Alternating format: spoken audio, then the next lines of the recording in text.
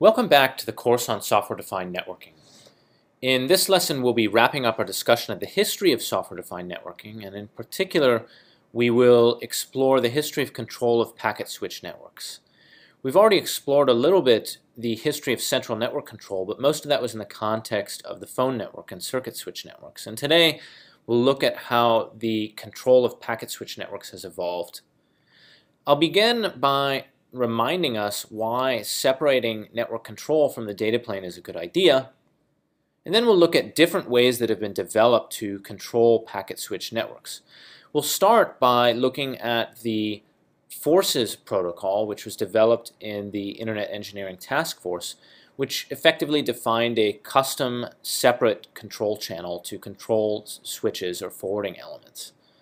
Then we'll look at the routing control platform, which used an existing protocol, in particular the Border Gateway Protocol, to dictate or control the routing decisions or forwarding decisions that BGP-speaking routers in a backbone network made.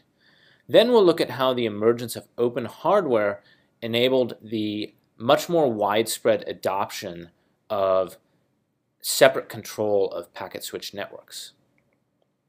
So first, let's remind ourselves why separate control is a good idea.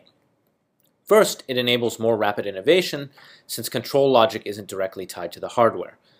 Second, it enables the controller to potentially see a network-wide view, thereby making it easier to infer and reason about network behavior.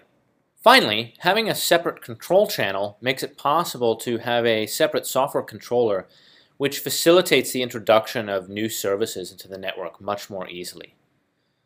Let's now look at three different ways that were developed to control packet switch networks. The first instance of a separate control channel for packet switch networks came out of the Internet Engineering Task Force in the form of the Forces protocol. The protocol was first standardized in 2003, and there were three implementations of this particular standard.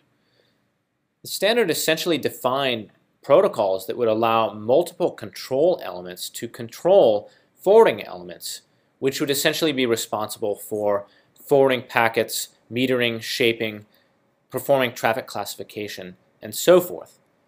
So the idea was that these switches or forwarding elements could be controlled over a standard control channel called the Forces interface. And there might be multiple such controllers controlling the forwarding behavior of these forwarding elements.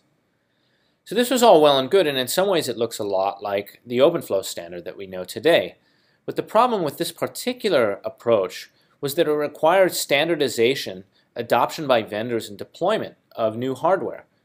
And these particular hurdles were the same hurdles that were the motivation for some of the earlier work, such as the active networks projects that we looked at.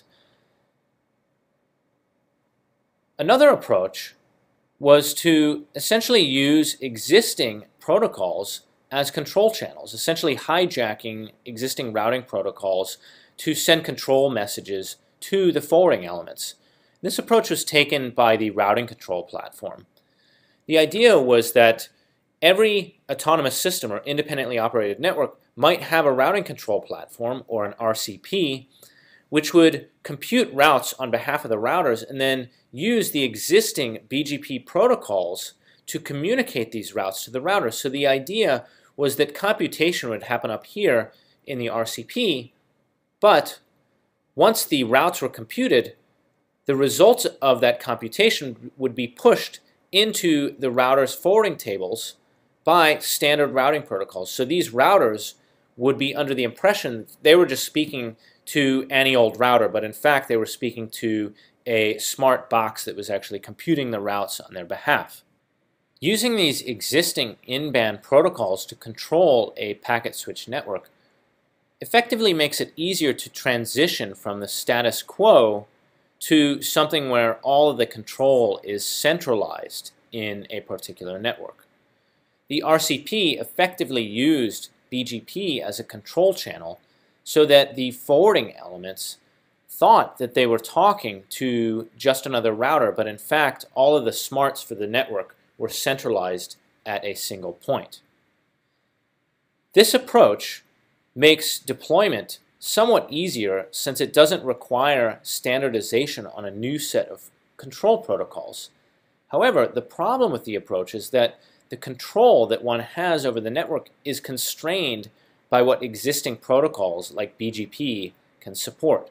So effectively, the RCP was limited because all it could do is control BGP routing decisions, when in fact, a network operator might want to control a much wider range of behaviors.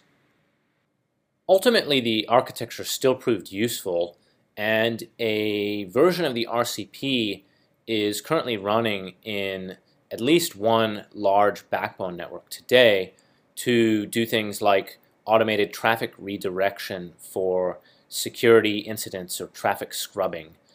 But nevertheless, the range of applications that something like the RCP can support is still somewhat relatively limited in comparison to what might be possible with a general separate control plane.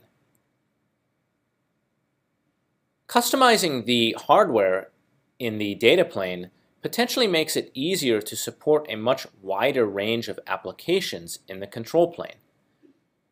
The first project to realize this was the Ethane project, which presented a network architecture for the enterprise which allowed direct enforcement of a single fine-grained network policy at something called a domain controller.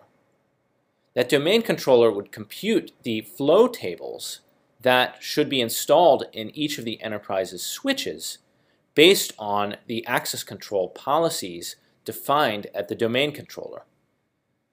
Ethane required the deployment of custom switches, and the project implemented several of these based on OpenWRT, NetFPGA, and Linux. The problem with this approach, of course, is that it requires custom switches that support the Ethane protocol. So what we're looking for is something that gets us the best of both worlds, something that could operate on existing protocols yet wouldn't require customizing the hardware.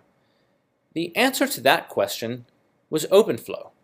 And here the idea was to basically take the capabilities of existing hardware and open those up such that a standard control protocol could control the behavior of that hardware. In OpenFlow, a separate controller communicates with the switch's flow table to install forwarding table entries into the switch that control the forwarding behavior of the network.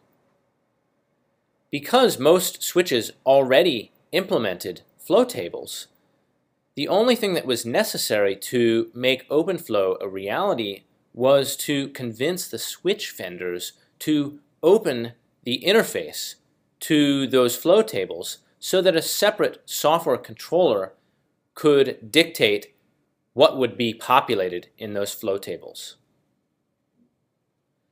So what have we learned about network control in this lesson? One of the lessons is that control and data planes should definitely be decoupled, because vertically integrated switches make it very difficult to introduce new control planes.